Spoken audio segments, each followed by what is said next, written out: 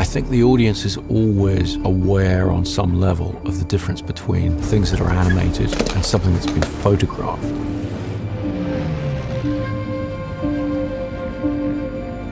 You kind of realize when you read it, oh, how are we going to do this? Because he's going to want to do this for real.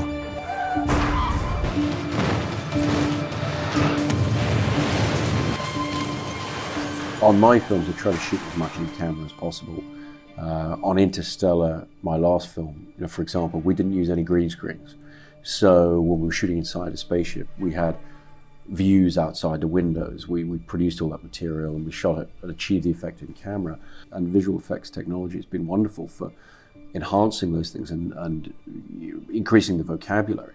But sometimes when you're asked to justify these things like not using green screen, you have to just bring it down to, well, it's so much more fun to do it. It's fun for the actors, it's fun for me. There's nothing more dispiriting than when you turn up to work and there's just a green screen with a couple of actors in front of it. It's really, the magic's not there. So trying to do these things for real, trying to use real locations. I've always preferred real locations to sets for the same reason. There's a feeling of reality, there's a feeling of being somewhere that matters. So, I avail myself of all the latest digital effects technology, absolutely, but we try and always achieve what we can in camera and have as good a time as possible doing it.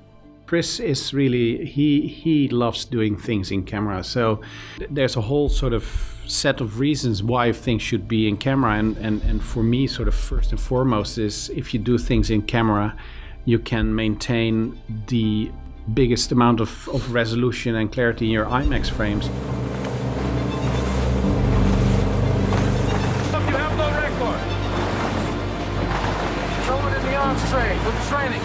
The other reason is that nobody of us still believed that sort of the viscerality of it, of that reality, and the way that space works, that it's something is that you could potentially invent later and do in post. So yes, we felt we have to do this as much as possible in camera. So you always end up engineering and rethinking and thinking how you can make things work so that they work in camera. A lot of real nice analog film trickery everywhere. It's there's just very little trust during a shoot like that. Computers will solve our problems. We always sort of assume that we have to sort of do everything in camera as much as we can, and computers are kind of our last resort for when it doesn't work out. But there's this very sort of overlaying ambition all the time to try to get it, and if you can't get it, you have to figure out ways that you will get it. See, that's also one of the things that I can hook onto as a cinematographer, and that is part of the prep. That is exactly working those kind of things out. Mm-hmm. Yeah, he is a very big believer, and to a certain extent made me a very big believer, or I was already a believer of it. With his presence, it became more like a religion, you could say. But, it doesn't matter how crazy it gets, but if you can do it for real and you can film it for real, you should do it. They put a lot of energy and a lot of effort in the pre-production rather than the post-production.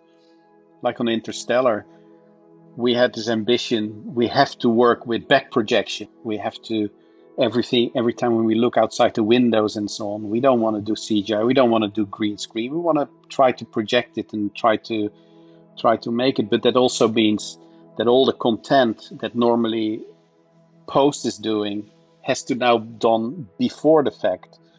So the visual effects post supervisor is actually creating very advanced content for us to project in it, so that everything can be in camera. So visual effects plays a very big role in making that happen as well. Like when you see the wormhole in Interstellar, right, which is that weird sphere in space. Yeah, that's that whole sequence, or that's most of it is projection. It's all in camera stuff that we did, but the content that you see, the actual wormhole, is done by a good post house. Neither one of us have time to worry about relativity right now, Dr. Brand. sorry, Cooper. But for me, film will always have this wonderful richness, the analog color, it has the superior resolution. And when film is projected, the way it was originally intended to be seen, the way you shot the film, you project the film, there's a very unique experience for the audience there that they can't get in their living rooms. And I think that's something that's very, very important. Obviously, I'm aware that we're dealing with relative subtleties, but people often misunderstand just how sophisticated the human eye is and how it develops over time. And so, for example, you know, I grew up in a generation where when you switch on the television, you know, the 80s and 90s, you could tell within a couple of shots, within 5 or 10 seconds, whether you were watching a feature film being shown on television, a news program, a drama, a television commercial. Everybody's very sensitized to the differences in imaging technology. They might not understand it. They might not be able to say, this is why this looks this way, this is why that looks that way, and nor should they. But in terms of being sensitized to it and it having an effect on the way they perceive the story they're being shown, that's inarguable. That's a very powerful component of what cinema has always been. And when people look at movies and say, well, if we do it more like television, if we use video technology as opposed to film technology, it won't have an impact.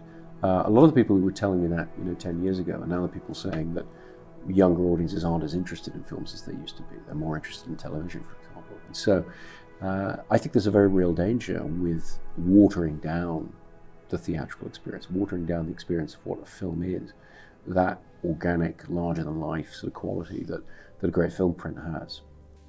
I've spent a lot of time over the last few years really defending film, celluloid film, and really trying to articulate coherent arguments for why it's so important to me and to other filmmakers who love it. Essentially, on a technical level, it comes down to it's a better analogy for the way the eye sees than video formats. So it has analog color. There's no banding of the color. It's not subject to any particular bit depth, like 10-bit or 12-bit color. The resolution is very, very high.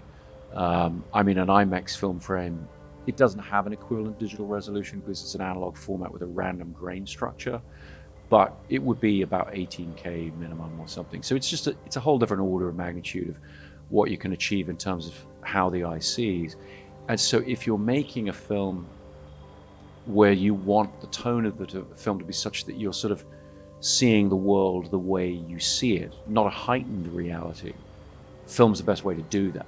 And I think one of the reasons it's been under such threat in the last 10 years particularly is that a lot of what's driving the box office with the studios are films that don't require that naturalism. They tend to have a very predominantly CG sort of look. They tend to be patterned. I mean, animation, CG animation has been a huge factor in the box office in the last 10 years. And so those things, they don't miss out. But when you want to make a film that looks like the world around us, films are the best tool for doing it.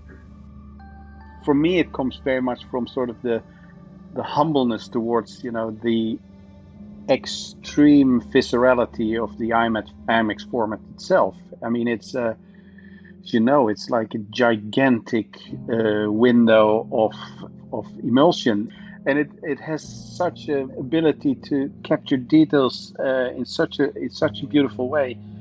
I don't know. It's something that I feel very sort of humbled by it, and I really, there's not one situation from which I wish that we film like, even if we shoot it on 65.5, like, we have it constantly. We wish that we have registered this on an IMAX camera because we can never do that again. And it's there's something so monumental with that format that. And in a way, I don't know, but I felt that very much for Chris, like the amount of respect that he has towards the things that he shoots, but not only for the way that he wants it to see or feel right now, but also, for the future, for the fact is that we are all there with a gigantic team, and this is already a monumental sort of effort. But now it's our job as filmmaker to overcome those technicalities and make sure that we register it also on the best that we can or the best that we have. There was just a sort of a very enthusiastic hunger to just try to do as much as possible in IMAX, because it's literally, it's like the clearest and most sort of generous and tactile eye into the world. You know, there's just no better format out there than that. So.